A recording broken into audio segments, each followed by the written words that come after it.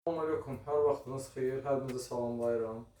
Demək, dəfələrlə yazırlar ki, kökəlmək üçün bizə bir yol göstər, bir reseptdir, bir məzundur. Mən də inşallah dedim Allah üçün bir resept paylaşım. Bir nəfər xahiş eləmişdi, onun üçün düzəldirəm. Dedim və çəkin paylaşım, sizlərə də faydalı olsun. Kim istəyər, düzəldər. Düzdür, mən tərəfdarı deyiləm, insan çox kökəlsin. Yox. Sadəcə olaraq indi çox insanlar var ki, çox arıqdır deyə də. İndi oturanda stolda heç otura bilmir sümüyünün arasından. O vaxt mən elə arıqlamışdım ki, vəziyyətimiz yaxşı da deyildi.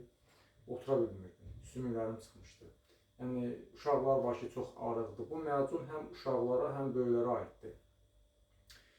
İnşallah mən sizə yavaş-yavaş məhsulları tanış edeyim, göstərim. Demək, bu Zaqatalan gəlmiş nehrə yağıdır. İndi çalışın təmiz yağ götürün. Yarım kiloqram yağ, 100 qram küncüt, ağ küncüt, 50 qram güləm, 50 qram çəmən otu, demək 100 qram çiçək tozu, yarım kiloqram su dəyirmanı unu, buğda unudur, 1 kiloqram da meşə bağı. Getdik, bismillah. Yağı tökürük. Çalışın məhsulları təmiz edin. Yəni fayda görmək istəyirsinizsə, bu sizi yəni belə şişirdib taya döndərməyəcək. Yəni elə bir şey yox. Sadəcə olaraq biraz sizə dəstək olacaq. Bu təmiz nemətlərdir hamısı. Demək, götürürük un, yarım kiloqram un. Çalışın unu da su dəyirmanı unu əlavə edin buna.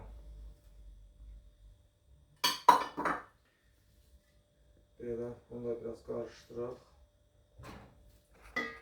Demək, çiçək tozu yenə də deyirəm 100 qram. Gül dəfnə 50 qram. Yəni buna ikinci adı çəmən otu deyirlər. 50 qram güləm. Güləm dünyanın ən dəyərli qidasıdır. Tərkibində arı südünə qədər var. Bir də ağ küncüt kalsiumdan zəngindir. Uşaqlara sümükləri möhkəmləndirəcək, kalsiumdan zəngin, beynin inkişafını artırır, oynaqlara mükəmməl fayda verir.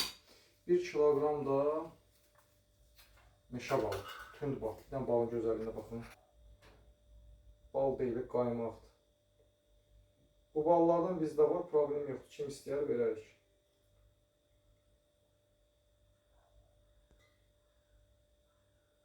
Qəşəng bunu əlavə edirsiniz və bunu yaxşı qarışdırıb, indi bu biraz çox olacaq da, bir dənə balona da yığa bilərsiniz, 2 kiloqramlıq bankaya da yığa bilərsiniz, problem yoxdur. İstifadə qaydası necədir? Səhər, günorta, axşam. Yeməkdən 1 saat qabaq böyüklər bir dolu çay qaşığı qəbul edir. Uşaqlar isə yarım çay qaşığı. Səhər, günorta, axşam. Bunu qəşəng qarışdıraq. Həqiqətən də bu məzunu belə deyim də, ölü yeyər dirilər. Bax, elə bir şey olacaq bu. Mən sizə Allah üçün çəkib göstərirəm. Hər birinizdən xahiş edirəm. Videoları gördünüzsə, bəyənin, paylaşın. Bəyənin, paylaşın ki, insanların qarşısına çıxsın.